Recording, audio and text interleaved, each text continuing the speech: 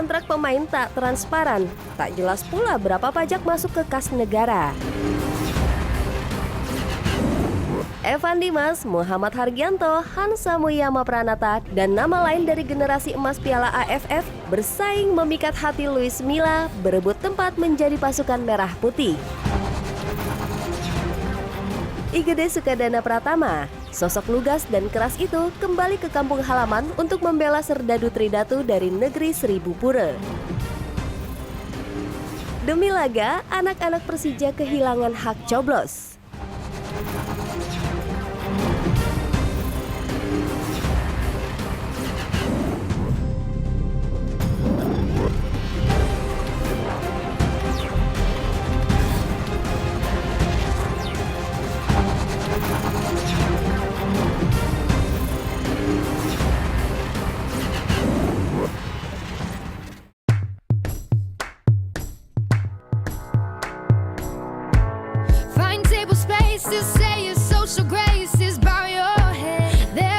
Halo pemirsa Galeri Sepak Bola Indonesia, sudah siap untuk informasi terbaru sepak bola Indonesia minggu ini?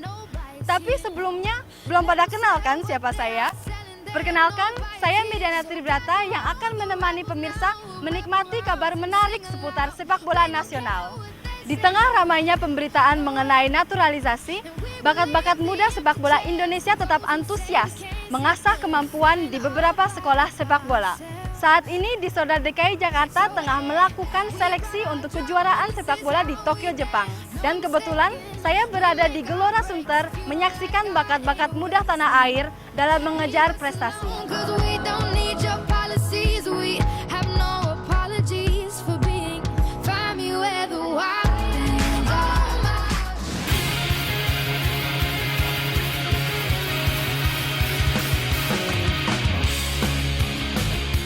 Membuka nilai kontrak pesepak bola seakan tabu di Indonesia. Harga transfer gagal terungkap, publik pun hanya sanggup menerka. Benar tidaknya, hingga kini masih menjadi teka-teki. Kalau melihat dari sisi industri memang seharusnya itu terbuka ya. Ini juga berkaitan juga nantinya akan ke segi pajak dan lain-lainnya. Itu berkaitan dengan peraturan undang-undang negara. Tapi sekali lagi mungkin para klub-klub itu masih memegang adat budaya timur ya. Tidak seperti di barat yang memang sangat terbuka sekali untuk segi kontrak. Sederet legenda asing tentu memiliki mahar tinggi.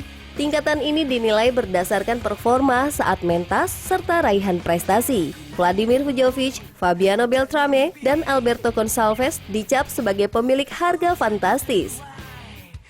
Dari segi pemain asing sendiri, itu ada nama Alberto Gonçalves yang memang tampil sangat baik sekali di Sriwijaya FC. Kemungkinan besar nilai kontraknya naik daripada musim lalu. Saya kira kisarannya itu sekitar 1,5 sampai 2 M untuk Alberto Gonçalves.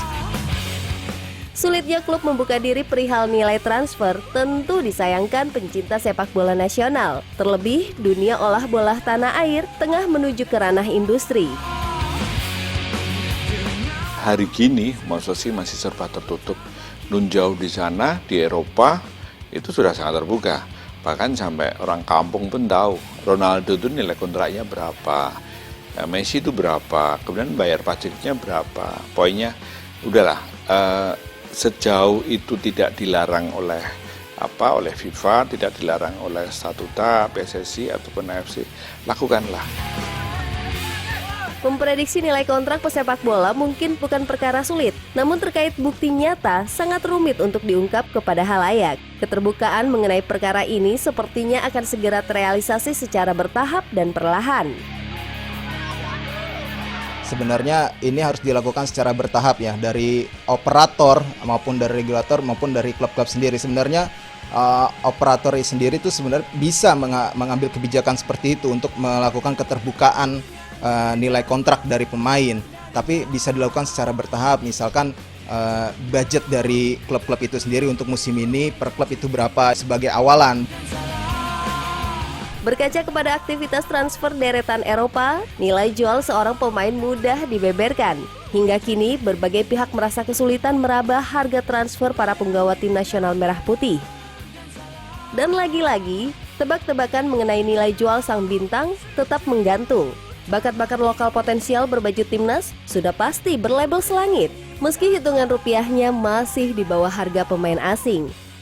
Sosok Boa Solosa, Irfan Bahdim, Yanto Basna, Bayu Pradana, dan Fahrudin menghuni posisi teratas. Sedangkan lainnya diperkirakan memiliki nilai jual di kisaran lebih rendah. Sudah saatnya PSSI serta klub Indonesia sepakat untuk membuka informasi kepada publik perihal nilai transfer pesepak bola.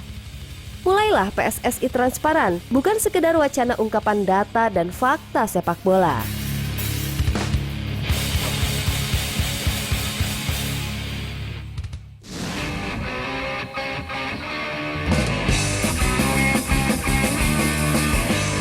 Persatuan Sepak Bola Seluruh Indonesia telah merilis 25 nama untuk mengawali seleksi tim nasional tahap pertama. Setelah melakukan pemantauan saat turnamen Piala Presiden, Luis Milla mulai menunjuk talenta-talenta muda tanah air. Esto lleva sus pasos. Primero hay que captar.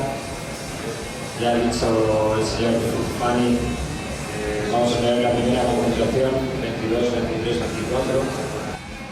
Arsitek asal Spanyol pun merekrut beberapa nama syarat pengalaman, terutama jebolan timnas di bawah usia 19 tahun era Indra Safri. Antara lain Evan Dimas, Hansa Muyama, Iputu Gede, Paulo Sitanggang, hingga Muhammad Hargianto. Sisanya para bintang baru potensial seperti Febri Haryadi dan Ryuji Utomo. Serta punggawa timnas U19 didikan Edward Chong sanggup mencuri perhatian.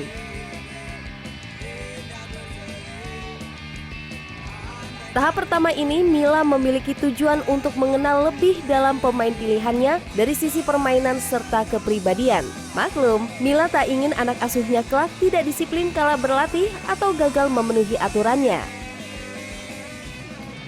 Menatap SEA Games 2017 di Malaysia, nantinya Milla akan mengawal beberapa tahap seleksi. Persiapan minim dan dihadapkannya dengan agenda uji coba kiranya akan dimanfaatkan betul olehnya. Berikut adalah agenda Timnas U22 dalam mempersiapkan diri menghadapi ajang olahraga se-Asia Tenggara.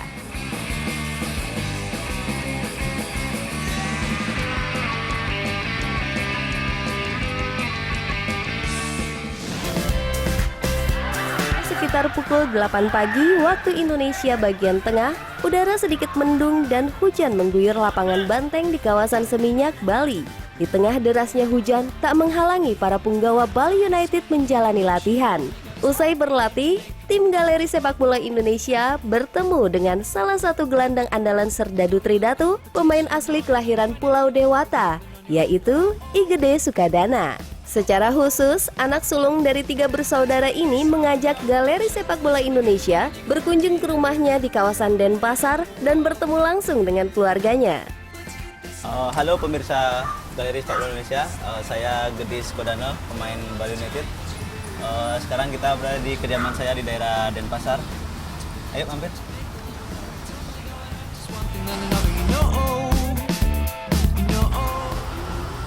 Halo pemirsa Galeri Sepak Bola Indonesia, kenalin ini ibu saya.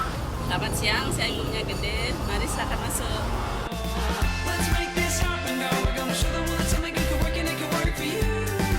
Ruang tamu rumah sederhana yang berada di kawasan Sesetan Denpasar, Bali ini dipenuhi dengan beberapa foto-foto pesepak bola berusia 29 tahun ini saat bersama dengan beberapa tim yang pernah ia bela. Juga ada beberapa foto keluarga.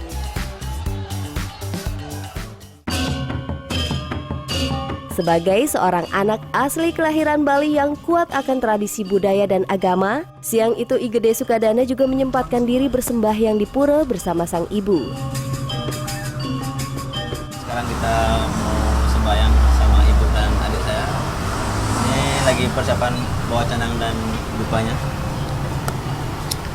Kita akan melakukan persembahyangan di pura di rumah saya bersama ibu. Karena ya bapak, istri, dan adik-adik saya masih pada kerja semua.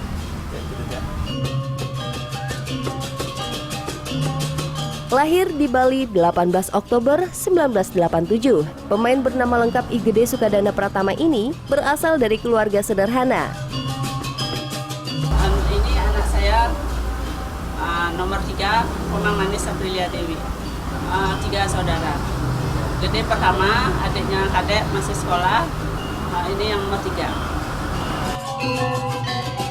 Tumbuh dan dibesarkan bukan di tengah keluarga penyuka sepak bola. Lelaki 29 tahun sudah menyukai sepak bola sejak kecil. Waktu kecil anaknya memang agak bandel.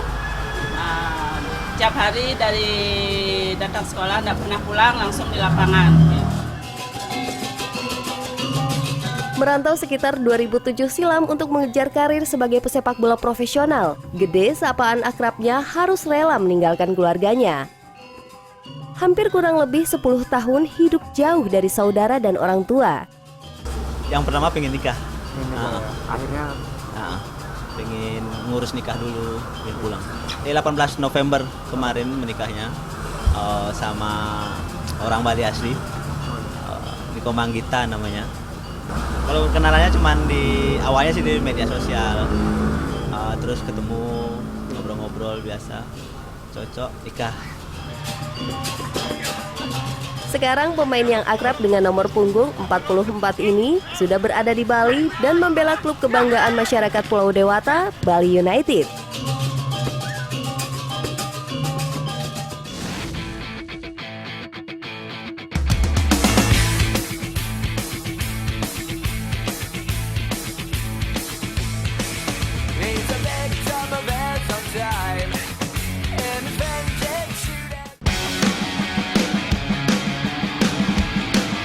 Demi laga, anak-anak Persija kehilangan hak coblos. Sesaat lagi.